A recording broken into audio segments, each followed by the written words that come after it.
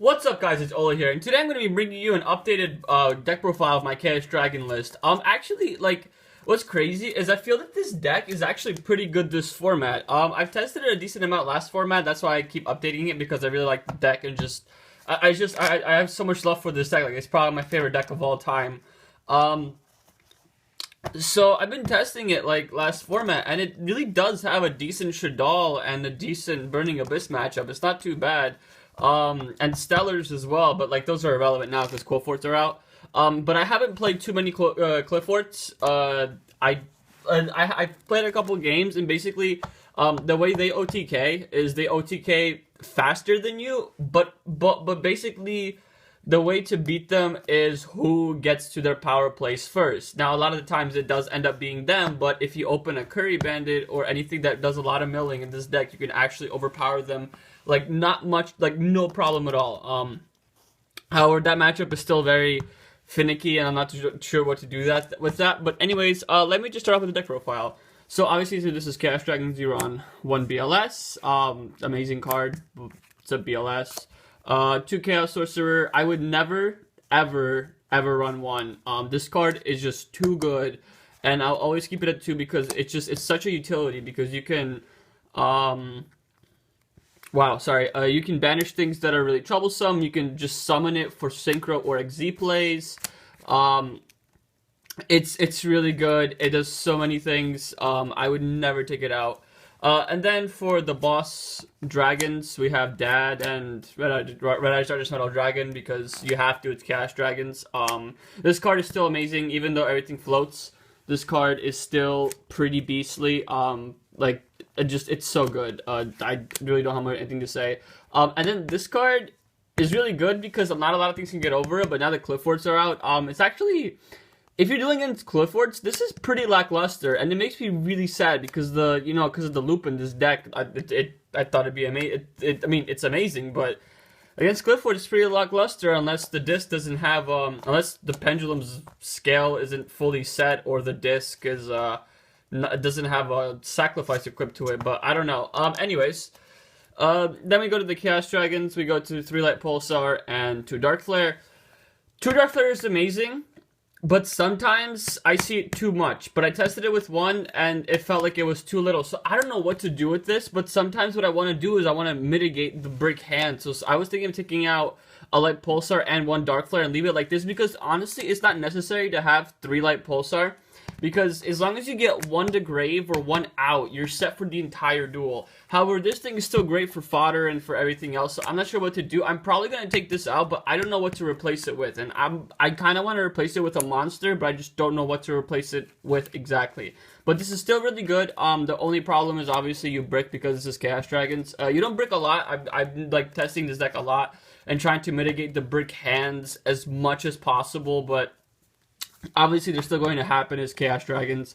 It definitely doesn't happen as much as it used to, which is awesome, but it's still a problem sometimes, which is why I was thinking of taking out 1 of each. But I don't know if it's a good idea, and I don't know what to replace it with, so please leave suggestions to how I can fix this deck, guys. And then finally, we run the Eclipse Wyvern to round up the whole Chaos thing. You search your Red MD or your Dark Arm. Obviously, you usually search Red MD for your plays and your combos. And then Dark Arm for when the opportunity arises. But yeah, 1 Wyvern. And then I still think these things are necessary just because of how fast they make the game, how fast they push you forward. You run 2 of each Baby Dragon. I used to run 3, and I was a huge proponent of 3, but now that new cards came out, you just had to cut down and make space. These things are still amazing because, like I said, they make some amazing plays, and they push this deck to go even faster than before, because now they're great fodder for light and dark targets. So you don't have to run more Lightsworns, which is really inconsistent. So what they really do is they make you have rank 4 plays, rank 8, level 8 synchros, and also what they do, which is really good, is that they're fodder for Red Eye Stardust Metal Dragon. Like, a lot of the times, you open up Foolish Burial, you have Collapse Serpent in hand, you just get Red Eyes and like Light Pulsar in 1 turn. It's really strong. So the Baby Dragons are just really good, and I would never take them out. Like 2 and 2 is perfect. They float, and they also keep you in the game. So I never take them out. And that's pretty much it for like the dragons. So now we go for the tour guide engine. We go for 3 tour guide because it's 3 tour guide. And now that the Burning Abyss came out, which I run 2 Skarm because it searches the tour guide. Turn 1, open tour guide, summon Skarm, overlay into Dante, which I'll show you guys later. It's such a power play. You mill 3 and then you set up your plays for next turn. And if you open any power monster or big monster in your hand, you're set for the duel pretty much. So that's why I run, you know, the tour guide engine is even stronger now just because of Dante, which is amazing. So, like, I have a feeling they might hit tour guide next ban list because of just how powerful it makes Burning Abyss, but we'll see about that. And then finally, because this kind of can be included in the tour guide engine, but it's also part of the milling engine, so this is like a really good, it's like a really good, like, bridge card, Curry Bandit. If it's dead, or if it's late game and you still have it drawn into it, you can go into Tour Guide, summon this, XZ rank 3.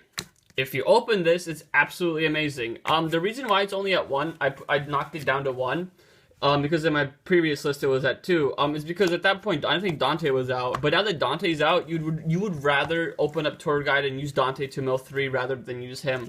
However, when you do open him, he is absolutely amazing. It's just the fact that now that Dante's out, you don't need the more milling, because waiting until your end phase is kind of slow and you don't want too much setup against you with back row, which is what Burning Abyss does. So I had to knock it down to 1, but this is still absolutely amazing. And then I run 3 Raiden and 2 Lumina for the Lightsworn engine because you need to mill. This pops back row, which is really important, and also it also baits out back row. A lot of people don't realize that, like, why this is really good. It's because it actually baits out back row and makes it not as destructive against this deck as possible, because then you can make other plays. And then he is a great turn 1 or turn whatever play because, you know, mill 4 per turn, mill 2 for effect. It's really good. So that's why you run them, so you can set up plays. And I think that's pretty much it for the milling engine. It's not a lot of monsters for the milling engine, but honestly, I feel like it's enough. Sometimes I might want to run Card Trooper because, you know, when you normal summon Clifford's, they're 1800 beat sticks. So I might take out Lila's or like 1 Raiden. I don't know what I'm going to end up doing. Or maybe even take out like a Dark Flare for a Card Trooper, then take out 1 Raiden for a Card Trooper.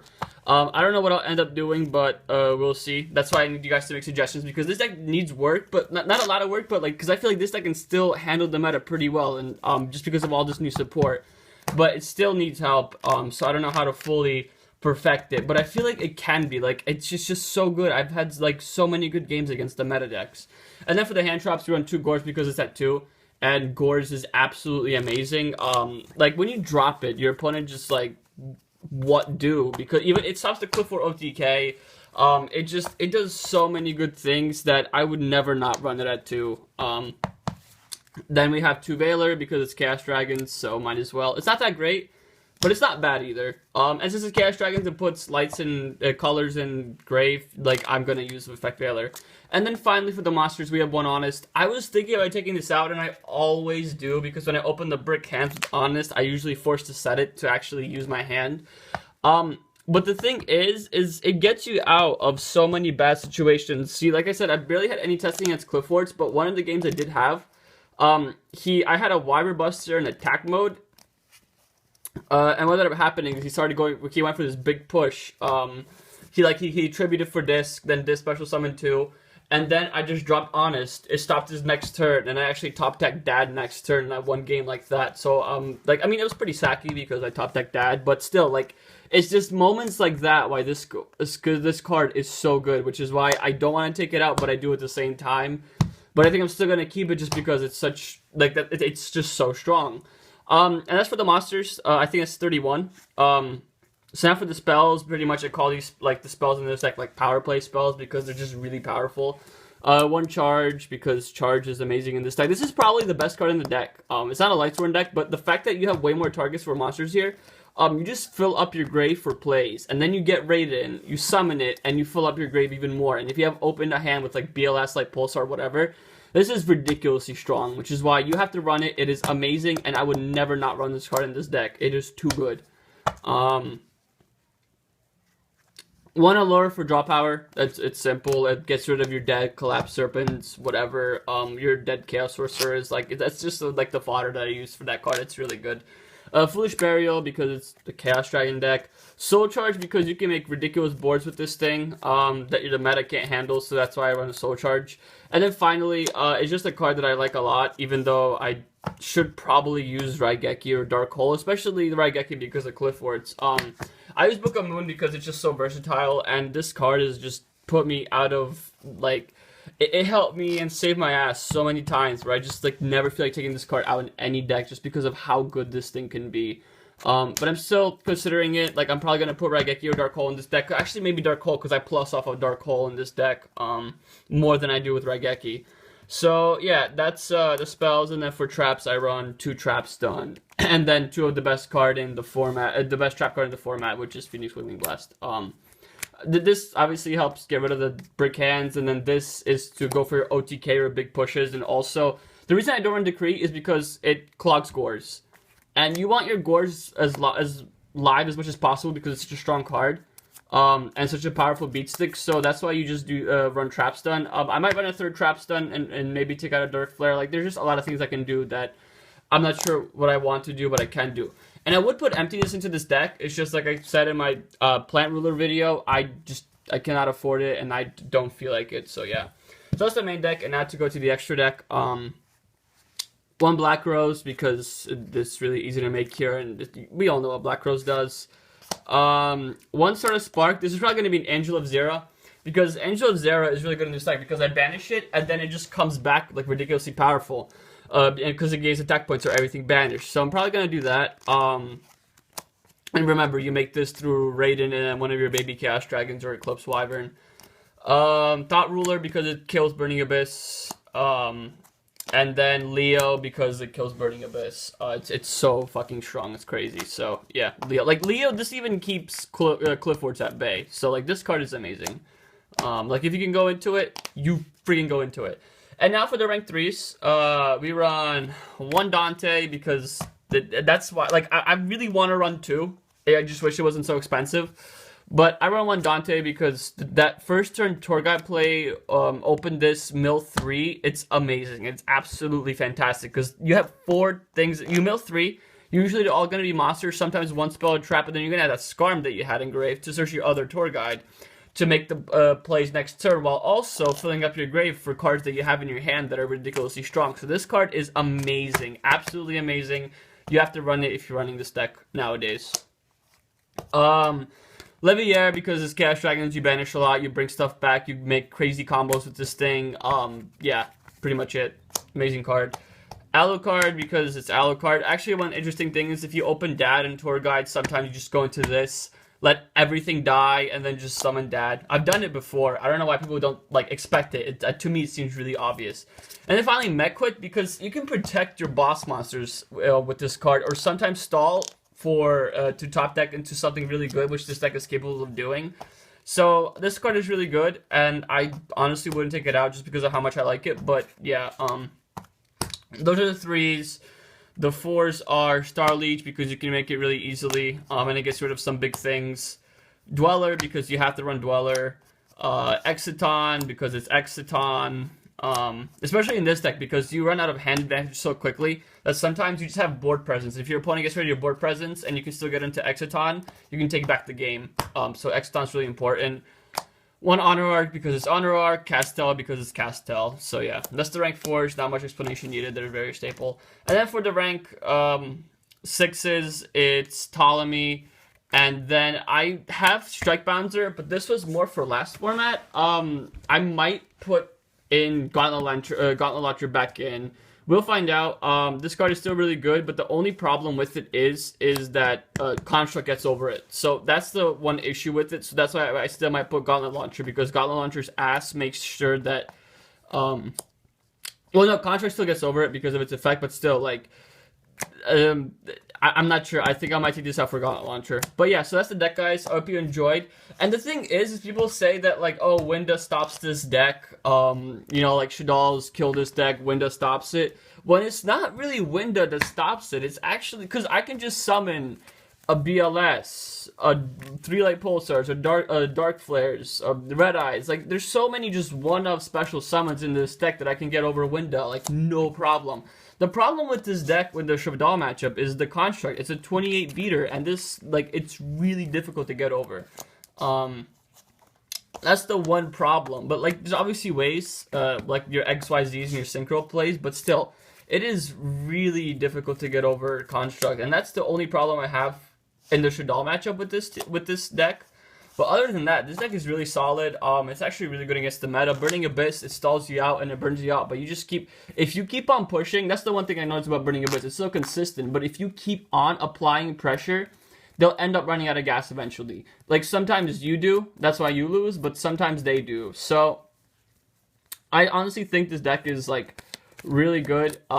It can be better which is why I'm asking you guys to leave suggestions, but like I'm a really big fan, and surprisingly it doesn't do bad this format. I just don't know what to do. Maybe to what put in to cut when I cut the Dark Flare, because I probably might end up doing that because it gives you more dead draws, unfortunately, and it's not as good as last format because Cliff Forts are a thing. Because last format you could just banish any Burning Abyss monster from the grave that Sir brings back, and they're in really big trouble. Or Skarm before he gets the search. So like if you like attack over Dante main phase 2, not Dante, but like if you attack over something, or Skarm, then you have main phase 2. Then you go to main phase 2, banish the Skarm. Don't get the Torghast search, and it's just really good. But yeah, guys, leave suggestions what to do with this deck. I still think it's really good. It can still match up against the meta, and yeah. So I hope you like this deck profile. Rate, comment, subscribe, and I will see you all later.